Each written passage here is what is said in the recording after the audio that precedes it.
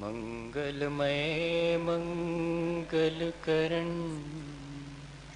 वीतराग विज्ञान नमोताहि जाति भई अरहंतादि महा जो विद्यादि सागर सुधी जो विद्यादि सागर सुधी गुरु हैं हितैषी शुद्धात्म में निरत नित्य हितोपदेशी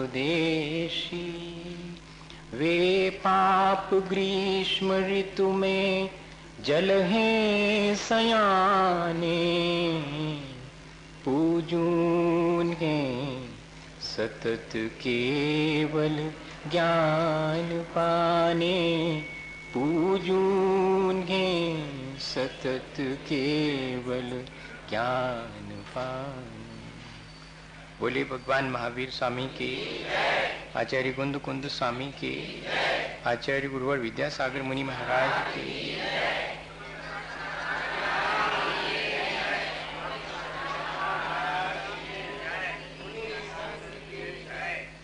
हम सभी लोग इस बात का अनुभव रोज करते हैं, इस बात को और लोगों से भी कहते हैं, स्वयं भी जानते हैं कि हमारे जीवन में मलिनता हम स्वयं लाते हैं। मलिनताएं बाहर से नहीं आती, हमारे अपने अंतरंग के परिणामों की कलुषता से हमारे जीवन में मलिनताएं आती हैं। फिर चाहे वह क्रोध की कलुषता हो, अहंकार या छल कपट की कलुषता हो, या कि हमारे भीतर जागृत होने वाले लोभ से आने वाली कलुषता हो, ये सब हमारे जीवन को मलिनताओं की तरफ ले जाने वाली चीजें हैं। रोज हमें इनसे गुजरना पड़ता है। किसी के जीवन में ये कम है, किसी के जीवन में ज्यादा है। हमारा प्रयत्न ये होना चाहिए कि ये जीवन से निष्कासित हो जाए, लेकिन सारे प्रयत्नों के बावजूद भी हमें क्रोध आ ही जाता है, हम अहंकार में पड़ ही जाते हैं, छल कपट करने का, धोखा देने का मन भी हो जाता है। इन तीनों चीजों का कारण क्या है? क्रोध, अहंकार और धोखा देने की प्रवृत्ति के पीछे क्या चीज है? मेरे भीतर लोभ की प्रवृत्ति मुझे इन सब के लिए प्रेरित करती है। इसलिए मलिनता का सबसे बड़ा कारण अगर है तो वो लोभ है। अब लोभ सहसा किसी को कह दिया जाए कि आप बड़े लोभी लालची हैं तो नहीं समझ में आएगा, स्वीकार नहीं कर सकेंगे एकदम सहसा। लेकिन ये जो हम लाभ हानि का विचार करते हैं भौतिक सुख सुविधा को लेकर के, वो लोभ की ही प्रवृत्ति है। 4 पैसे का इसमें लाभ है, वो काम करो, यही ना करते हैं। इस तरह जो भौतिक सुखों की प्राप्ति के लिए हम निरंतर और जो प्रयत्न करते हैं वो सब क्या है? उसी लोभ जनित प्रवृत्ति का परिणाम है। और वही हमारे अपने जीवन को मलिन बनाने, कलुषताओं की तरफ ले जाने का मुख्य कारण है। उसी से जुड़े हैं तार। लोभ जागृत होता है किसी चीज को प्राप्त करने का। कैसे प्राप्त करें? सहजता से प्राप्त नहीं होती तो मायाचारी करनी पड़ेगी। मायाचारी अगर प्रकट हो जाएगी तो गुस्सा आ जाएगा, उसमें देर क्या लगनी है। मायाचारी प्रकट हो जाएगी तो अहंकार भी आ सकता है, और अहंकार अगर किसी का संतुष्ट नहीं हुआ तो क्रोध आ जाएगा। लेकिन देखें तो घूम फिर कर के बाद उसी लोभ तक आती है। इसलिए विचार ये करना चाहिए कि मेरे जीवन की पवित्रता के लिए जरूरी है कि मैं इस लोभ को कमती करूं। याज्ञवल्क्य के एक ऋषि हुए हैं, प्रसिद्ध घटना है उनके जीवन की कि राजा ने उनका सम्मान किया और सम्मान में अपार धन संपदा दी, गायें दी, घर लौटे, उनकी 2 जीवन साथी थी। तो वैसे उदासीन था उनका मन, पर अब राजा ने सम्मान में सब चीजें दी हैं, सो ले आए। और फिर दोनों को बुला के कहा कि देखो, मुझे तो इन सब की जरूरत नहीं है, मैं तो जाता हूं जंगल में अपनी साधना तपस्या करूंगा, तुम दोनों जितनी जिसको चाहिए हो सो ले लो। तो एक जीवन साथी ने तो कहा कि ठीक है, आप आधा आधा हम दोनों को दे दें। दूसरे वाले ने मालूम क्या कहा कि हमें आपसे एक बात पूछनी है, अगर आपको इस संपत्ति में सुख मिल गया है तो आप जंगल में किस चीज को पाने जा रहे हैं, और अगर आपको इस संपत्ति में सुख नहीं मिला तो हमारे मत्थे छोड़कर क्यों जाना चाह रहे हैं। अब बात तो ये है, इतनी छोटी सी चीज लेकिन बहुत बड़ी चीज है ये जिस दिन अपन को समझ में आ जावे, हम अपने संसार का प्रपंच भी फैलाते रहते हैं, भगवान की पूजा पाठ भी करते रहते हैं, 2 ही साधे रहते हैं अपन। हाँ, दोनों चीजें। वो क्या कह रहे हैं कि अगर इस संपत्ति में आपको सुख मिल गया है तो फिर बाकी करने की क्या आवश्यकता, और अगर इसमें सुख नहीं है तो इसे दूसरे को सौंप के क्यों जा रहे, या अपने स्वयं इनमें आसक्ति क्यों रख रहे हैं। भाई, इतनी ही चीज अपन के समझ में आ जावे कि मुझे इस भौतिक सुख सुविधा की सामग्री में वास्तविक सुख नहीं मिला, मैं व्यर्थ ही इसके लिए निरंतर प्रयत्न करता हूं, मैं कुछ थोड़ा सा इस तरह भी करूं जिससे कि इसके माध्यम से मेरा काम तो चले, लेकिन मेरे मन में कलुषता और मलिनता ना आ पावे। मैं इन भौतिक सुख सुविधाओं का उपयोग तो करूं लेकिन इसमें आसक्त ना हो। ऐसा कोई प्रयास कर सकते हैं क्या? इस संसार के बीच रह करके किया जा सकता है। हमारे जीवन में अगर धीरे धीरे लोभ कम हो और पवित्रता आने लगे तो वो पवित्रता हमारे अपने जीवन की कलुषता को, मलिनता को धीरे धीरे हटाने में कारण बनने लगेगी।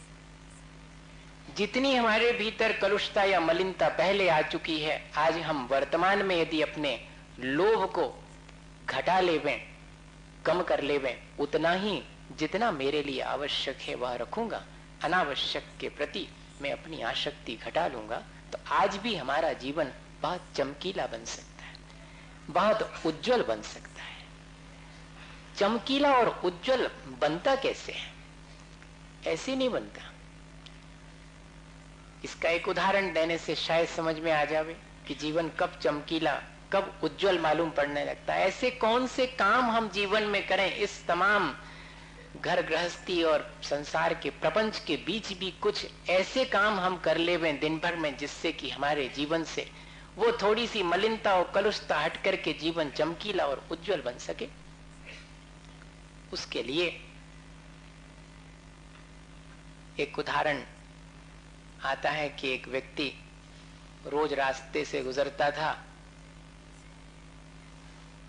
और एक दिन ऐसा हुआ कि जहां से गुजरता था वहां ऊपर से किसी ने उसके ऊपर ढेर सारा कचरा डाल दिया।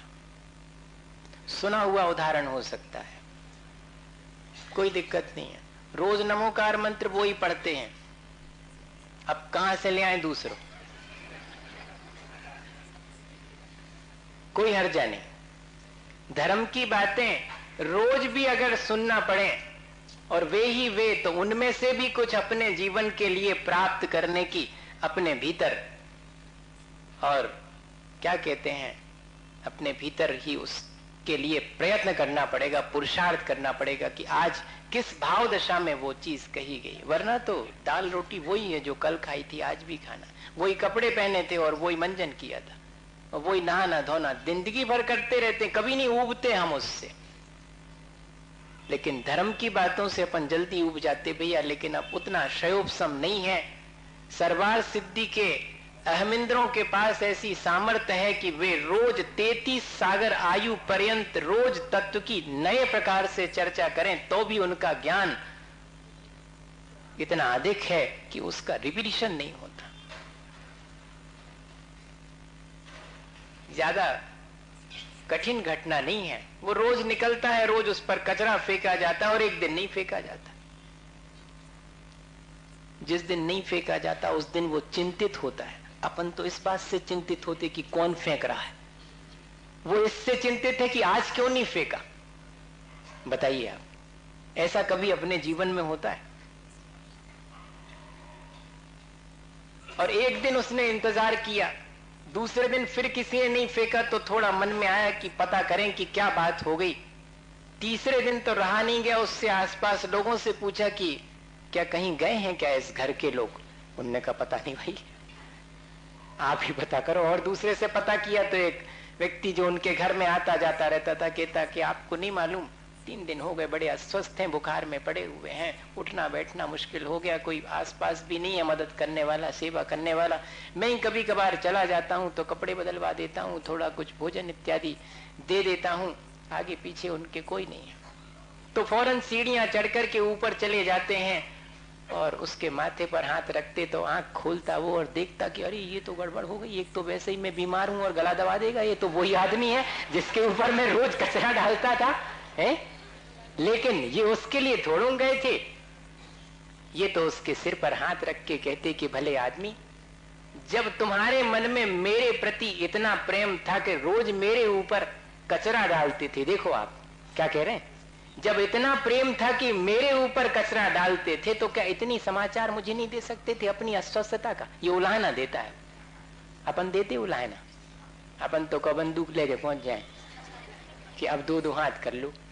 और अपने मन में दूसरा कोई अगर हमें कलुषता की तरफ ले जाता है तो हमारी उज्ज्वलता नष्ट ना हो, ये है जीवन का हमारा चमकीलापन।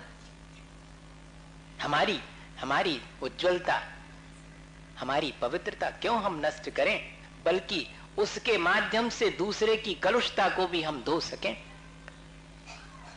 एक किसी उपन्यासकार ने महाभारत पर उपन्यास लिखते हुए कुंती के बारे में चर्चा करी।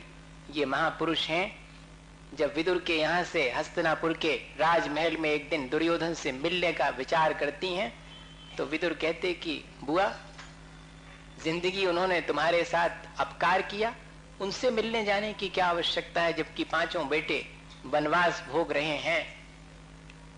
तो मालूम क्या जवाब देती हैं, मैं उनके मन का द्वेष नहीं मिटा सकती तो अपने मन को भी कलुष क्यों करूं? मैं उनके मन का द्वेष मिटाने नहीं जा रही, मैं तो अपने मन की कलुषता कम करने जा रही हूं। मैं इतनी गई बीती नहीं हूं कि अपने से द्वेष रखने वाले के प्रति भी प्रेम ना करूं। बताइए, ये सोच है, और वही सोच उस व्यक्ति का था और वहीं बैठ जाता है। वो उसकी सेवा करता है और सेवा करने के बाद प्रार्थना करता भगवान से कि ये मेरा मित्र शीघ्र ही ठीक हो जाए। अब बताइए, ऐसे में स्वयं का मन भी निर्मल हुआ और सामने के वाले के मन में जो किसी कर्मोदय से कलुषता आ गई थी वह भी हट गई। उसका मन भी गदगद हो गया कि देखो, मैंने जिसके साथ में और खोटा काम किया वो मेरे उपकार के लिए खड़ा हुआ है।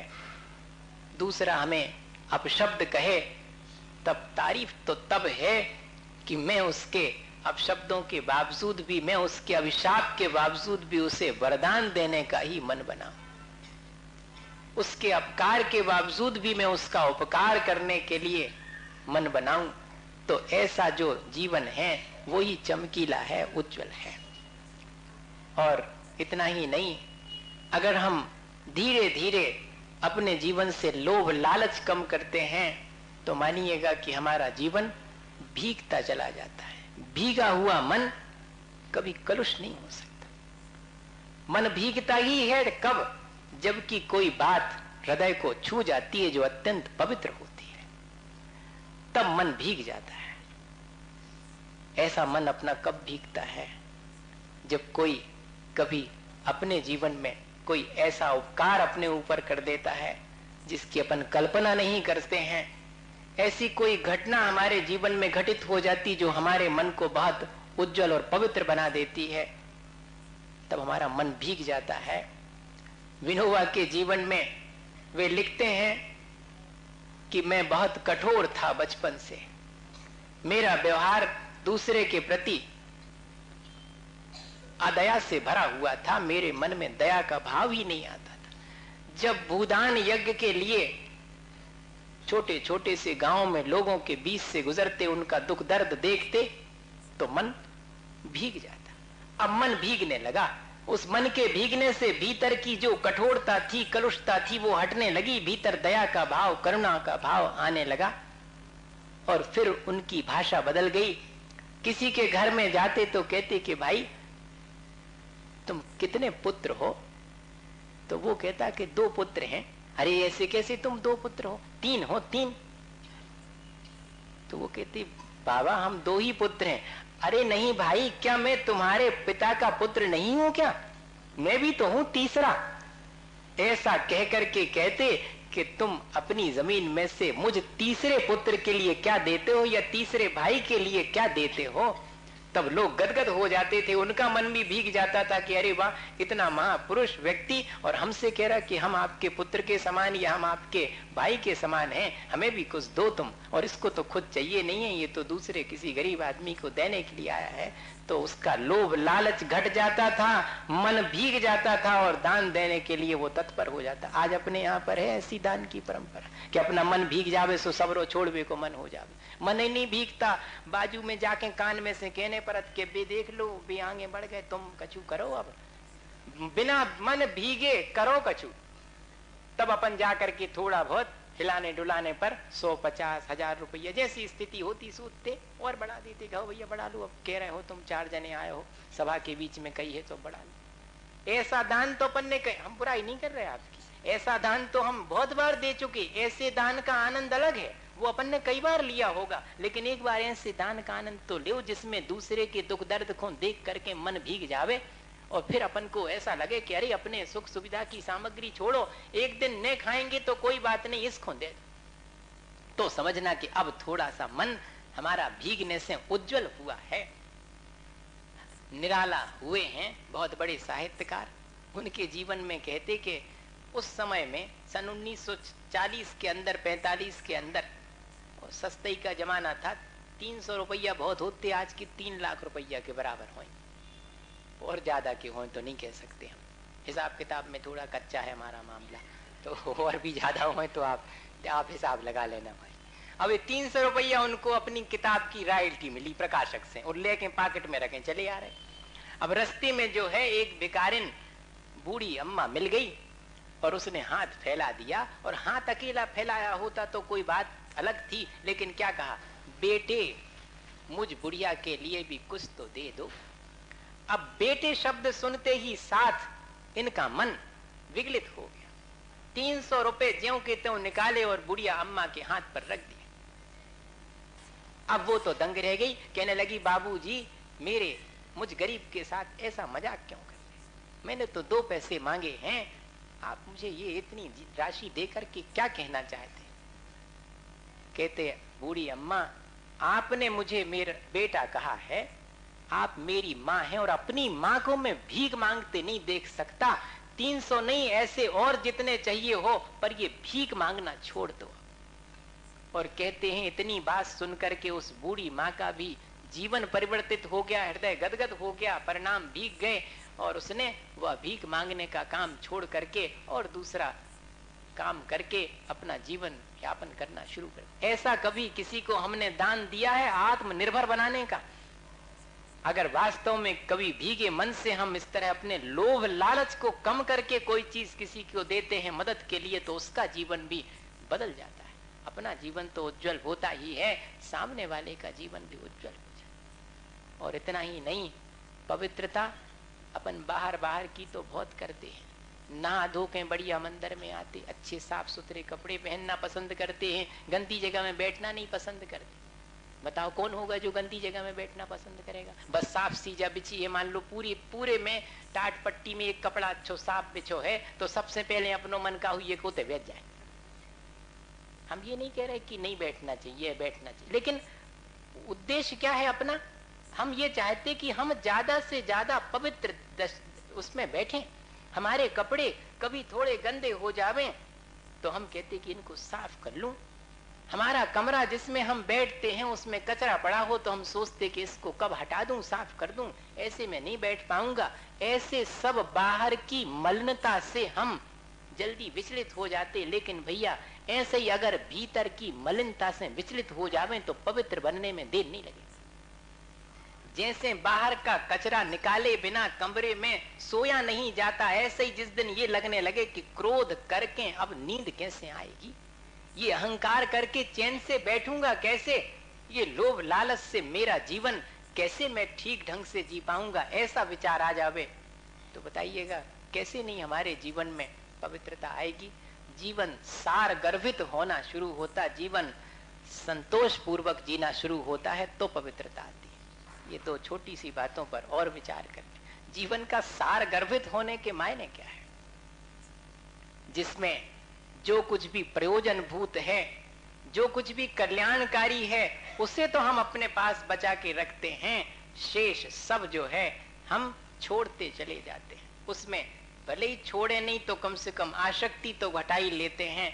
जितनी अधिक हमारे मन में अपने कल्याण की चिंता होती है उतना अधिक जो है हम सार गर्भित होते चले जाते हैं, उतना ही हम मलिनताओं को तराश करके अलग करते चले जाते हैं। जैसे कि मूर्ति में, पाषाण में है वह मूर्ति, लेकिन पाषाण में उसे हम तराशते चले जाएं तो जो सारभूत है वह मूर्ति के रूप में उसी पाषाण में से प्रकट हो जाता, जो निस्सार है उसे हटा देने पर। ठीक ऐसे ही जीवन सारभूत कब होता? जब जो निस्सार है वो निस्सार मालूम पड़े और उसको हटाने की प्रक्रिया शुरू हो जाए। कचरा कौन अपने घर में इकट्ठा करके रखता? भैया रखता है कोई? कोई नहीं रखता। लेकिन हृदय के भीतर कितना सारा कचरा हम भरे रखे रहते, दूसरे से के प्रति द्वेष रखे रहते, दूसरे से घृणा रखी रहती, ये सब चीजें हमारे भीतर रखी रहती, फिर भी हम उनको कभी भी निकाल करके अपने जीवन को सारभूत बनाने का पुरुषार्थ नहीं करते हैं। एक बार जब, अब तो नहीं रहे, जैनेन्द्र कुमार जैन बहुत बड़े साहित्यकार थे, हो सकता है कि आज के लोग नाम ही नहीं जानते हों, और कई लोग भी जैनी थे ये भी नहीं जानते होंगे, है हो सकता है। अपनी बेखबरी का तो कोई हिसाब ही नहीं है। अपन तो अकेले जा जाना थे कि कहाँ अच्छी दुकान चल है, वो कौन सो धंधा करे में, वो कौन सी पढ़ाई पढ़े में 2 पैसा को सेजो हो जाए। अपन तो इतनी बहुत अच्छे से जाना था, और इससे ज्यादा का जानने, और बाकी सब तो संसार बहुत बड़ा है। नहीं भाई, इसके अलावा भी है बहुत कुछ जिससे कि जीवन पवित्र होता है। जैनेन्द्र कुमार बड़े साहित्यकार तो थे ही, और उनके मन में धर्म के प्रति भीतर कहीं श्रद्धा तो थी, बाहर से कभी प्रकट नहीं हुई। इसलिए लोगों के मन में यह था कि वे श्रद्धालु नहीं हैं, नास्तिक हैं। यह भी उनके बारे में और कई बार लोगों ने कहा।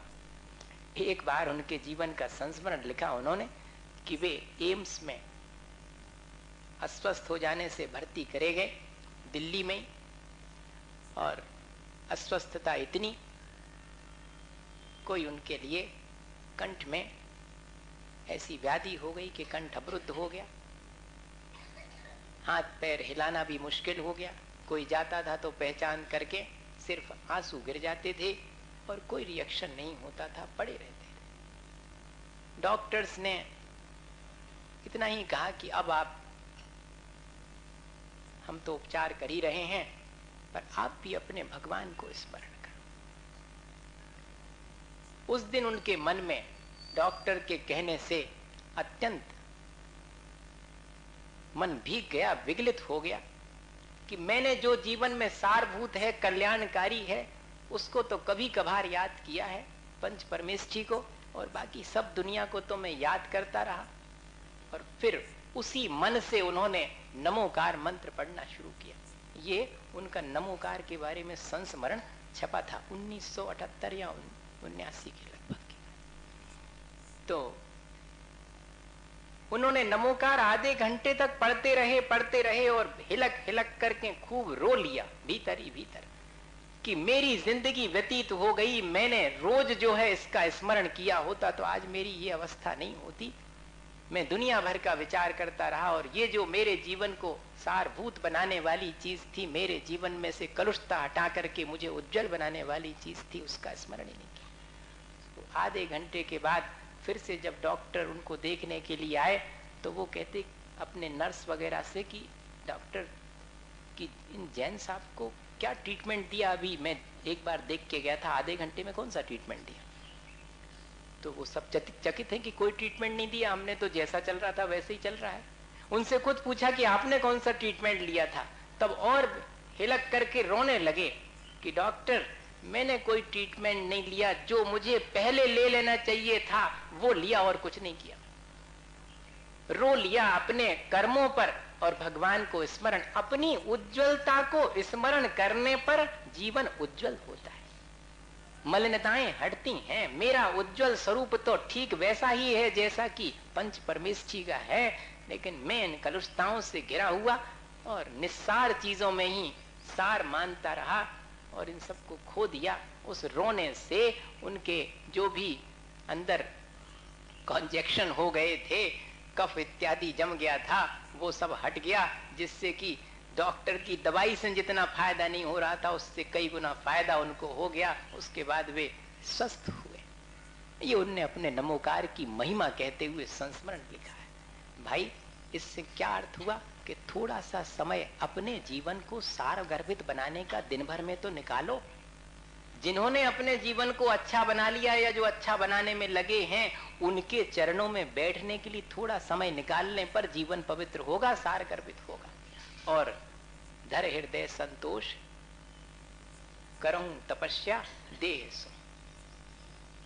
अगर जीवन पवित्र करना है तो ये दो चरण हैं, एक लाइन है, इसमें से जितना बने हृदय में संतोष धारण करें और शरीर से भोग विलास तो बहुत कर लिया, हो सके तो इस शरीर से त्याग तपस्या करें।